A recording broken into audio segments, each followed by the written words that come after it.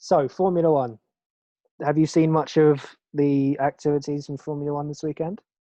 The activities of the most boring thing that needs to have a change around on who wins it every week. Yeah, I was fully expecting. So Hamilton and Bottas were 1 and 2, weren't they? Or did Verstappen split them in the pole? Verstappen split them again. Yeah, Yeah. So in the qualifying, I think Verstappen split them as well, didn't he? Or I or don't am I remember the completely qualifying. making this up? Great. We're getting our facts really well done here, but basically, in the actual race, I was fully expecting it to be a similar strategy where basically Red Bull would send Max out on the hard tyres, just get him to last longer and longer and really push Mercedes like they did last week, because Mercedes were really struggling with the downforce, which created more force on the tyres, which basically meant that they degraded faster. And so that really fucked Mercedes up. And that meant that Max was able to go on and win the race. I was expecting something similar this week, but it just didn't happen. Well, I don't think the Spanish weather was as hot, was it? I mean, they Which didn't is have like 38 degrees, 39 degrees we had, I think, last weekend. And that was in the which is shade. And then we would have had, I don't know, about 45 degrees for the UK, which is weird. But again, like you were probably about to say, which is weird considering yes. Spain would have been colder than the UK. Like, what the hell? It's so strange to brag about that, but excuse me. Yeah, you're absolutely right. Like it's so strange to hear that, and yeah, Yeah, I think we should touch on Ferrari as well, though, shouldn't we? They had one driver not finish. yeah. Which was the one we were all expecting to do well, which was Charles Leclerc, because Yeah, I would have put him up in the top five. well, he finished fourth last week. I'm pretty sure fourth or fifth.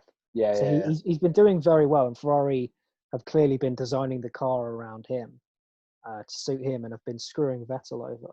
And we discussed this the previous week. And Vettel actually managed to finish in the points this week, as opposed to being crashed out or whatever. Which you know he's now only the second driver ever to have got 3,000 points in his career. The first one was Lewis. Right. Second one was Sebastian Vettel, and I'm amazed it's taken him this long to get some points again. Yeah, But it's just his mental state at the moment, isn't it? You just don't yeah, know what's going on with him. He doesn't seem happy. Probably doesn't help that he's not winning. I don't know. It might be a cycle of things that's just repetitive action of things where he's not winning, he's not happy, and it's just the same cycle going over and over again. I think the quicker he moves on from Ferrari, the better, because I think yeah, he'll have something to prove back to Ferrari for screwing him over like this. But we'll wait and see until next season, because next season is going to be a whole new kettle of fish for F1. absolutely. Like with the whole regulations around spending and things, I'm sure there's some regulations as well on the dynamics of the car and how that's going to look. I haven't paid attention to any of that at all, so I couldn't give a fuck. But the main thing, I was happy to see Vettel get some points, and the thing that I was going to mention just before you were saying was that I used to hate Vettel in those 4 years where he won it back to back to back to back. I hated him so much, being a Lewis and a McLaren fan back then, and I still am a Lewis and a McLaren fan. But now that he's not doing as well, I have this kind of affection for him, where it was like, you used to be good and now you're crap, but I still like you as a driver. I like him now that he's not doing well, which I find is quite funny. So before any sort of viewer listener takes what I'm saying seriously about Lewis winning it consistently, and I consistently say that it's boring, I Mm, found it boring when Vettel won it 4 times in a row. yeah, absolutely. So all I'm saying is I love competition where we get different winners every year. Before Yeah, anyone jumps on the bandwagon and says that I'm a Lewis hater, I'm not. I just want some competition. That's all. yeah, absolutely. It's definitely really hard to watch the last 3 or 4 races of the year when it's just the Lewis Hamilton procession almost. Like that 2016 season where it was Lewis against Rosberg. And to be fair, the 2 seasons before that, where it really could have gone either way. and Lewis ended up edging Nico Rosberg those first 2 years with Mercedes, and then Rosberg was able to fight back and beat him in the very last race. Like, those are the kinds of seasons you want. And the 2017 season as well was relatively competitive up until the end. So we don't want these processions. No, but my question is, when are Mercedes going to say enough's enough of Lewis? Because I wonder, are they going to turn around and say, actually, we need to plan for the future? Or do you reckon they'll just keep on going until he regresses? This is kind of similar to the whole Michael Jordan thing, where do they Yeah, just nuke yeah, it?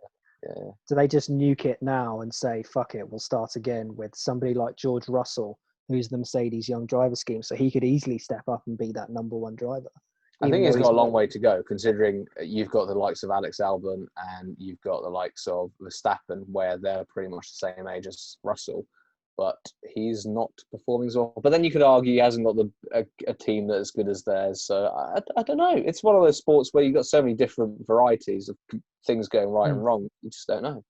That's exactly what I was going to say. He's driving in a crap car and he's getting the best out of it, to be fair. Like, you've got Nicholas Latifi, his teammate, who's just running at the back the whole time.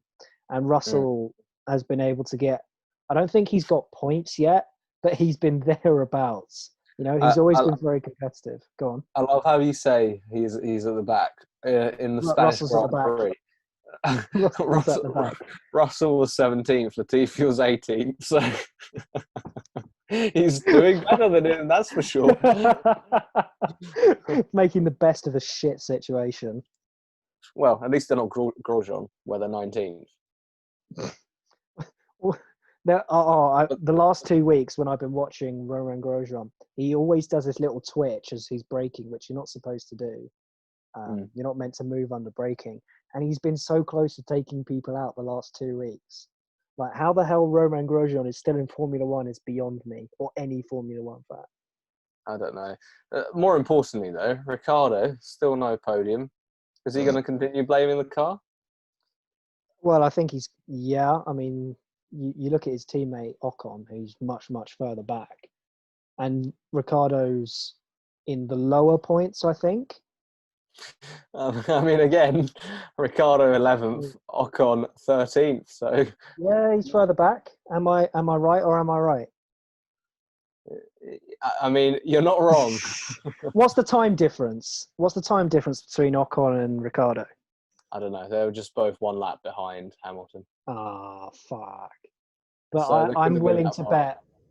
I'm willing to bet that there was a moderate, a decent gap between Ricciardo and Ocon. But be more specific whilst we're recording, so I can hold that against you. What do you bet? Right. Oh, I'll give it a good 10-15 second gap between Ricciardo and Ocon. That's my bet. So what if there's less? Well, then I'm wrong. That's boring. What? Are you saying I should do some kind of punishment? I didn't say that. I'm just saying don't be boring. I'm not being boring. I'm giving my opinion. Anyway. It's so what's the next Grand Prix? What's coming up? Do you know? I don't know. We really planned this well for you guys. We promise. Yeah. All three of you. Don't push it. That's a bit far, isn't it? Belgian and Italian after that. Okay, and they've got a week off, haven't they? Why is there a Russian Grand Prix? Well, because Vlad's vaccine clearly works very well, doesn't it? Yeah, he's just shoving vodka into people, isn't he? Exactly, mate. He's just like, here, take this. It will be fine. We've also got the Nürburgring, the Portuguese Grand Prix, which I didn't know was a thing. They're just running it everywhere in Europe. They can, aren't they? Yep, we've got Imola coming up. Imola again.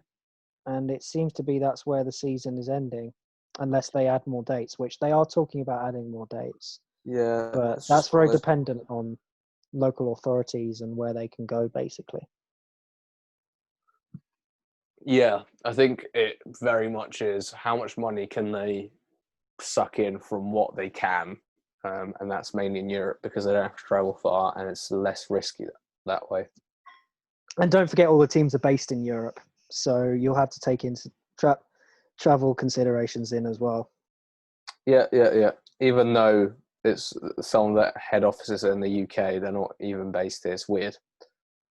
Exactly. You've got teams like AlphaTauri where their factories are in Italy and things, even though they're owned by Red Bull, which is based in the UK Yeah. at Milton Keynes and things. So it's a very strange situation, but that's just something we're waiting to see what happens, basically. Yeah. So I think on that note, thank you everyone for listening, and catch up soon. Yeah. See you soon, guys. Cheers.